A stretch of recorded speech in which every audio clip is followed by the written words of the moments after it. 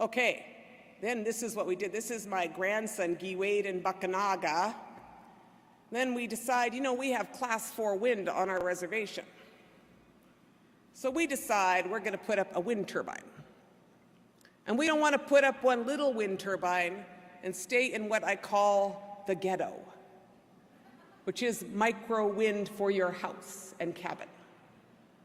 We want to put up a big wind turbine that the utility has to buy power from us. And it is a little tough because it was the same utility that we just defeated in Big Stone 2. But I told those guys at Ottertail Power that this was like kissing babies buying wind from Indians, right? Much better plan than putting up coal-fired power plants nobody wants, right? Made perfect sense to me.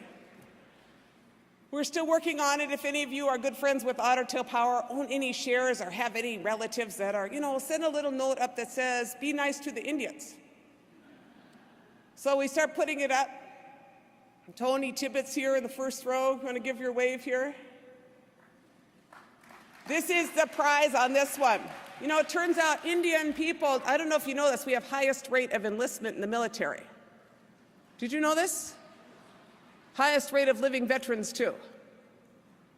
So we have a lot of Native guys who was in the military, and women. All our families have these people. Anyway, Mr. Tibbetts here is a colonel, was in for 26 years. I did ask him how come after first 4 years he was still in. But he did a lot of work with our tax dollars that you and I probably did not approve of, and also did some things which were good.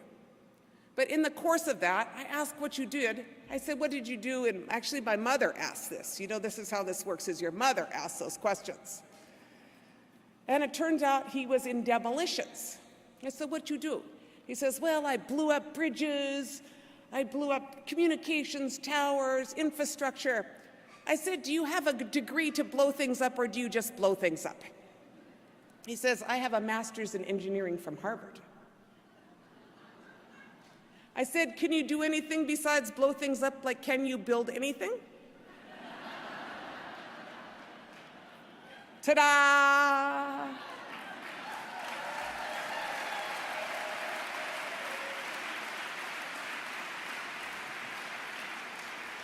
See, we have a lot of people in the military that have a skill set that needs to be reapplied to a peacetime economy.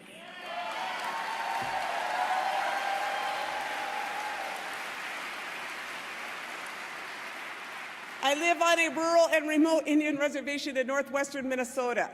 I try to put up wind. I go to the community wind thing. And you know what? I go to the community wind meeting, and there's all these guys named Sven and Lars.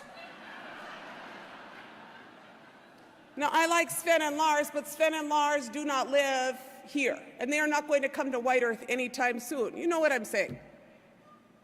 So what we decide is we need to figure out how to get this intellectual capacity for the next energy economy localized. Because the green energy economy cannot look like the scorched earth energy economy. It has to be local.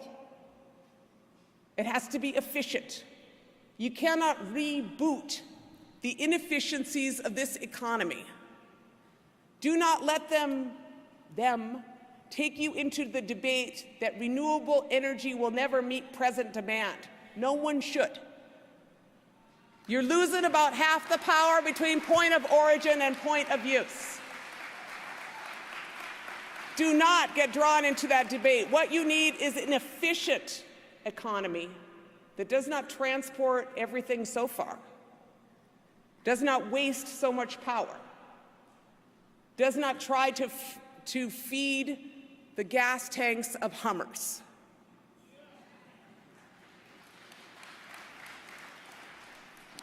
So we put up the cool, awesome wind turbine, and now we're going on. We're hoping to put some more up because it turns out, I don't know how this happened, but Indian reservations are the windiest place in the country. I don't know how that worked out, but that's what we got. We have class 4 wind on White Earth. Pine Ridge, where my sister is from, has about class 7. Rosebud, class 7. I was out at Blackfeet Reservation, could barely stand up.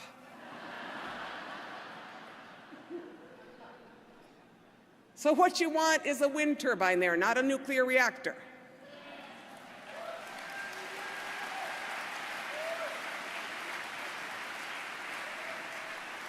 But that takes us to liberate our minds from what we believe we are entitled to in a process of power generation. Because if you want to relinquish everything to BP and Exxon, go ahead. They're doing pretty damn good from what I see. You might want to take some responsibility ourselves. And that is a little bit more than just putting in your LED bulbs. That is making a commitment to having, for instance, access to the grid for small wind. You got a power grid that is centralized and clogged with coal. You need to let us guys get online, but we got to fight for that one too.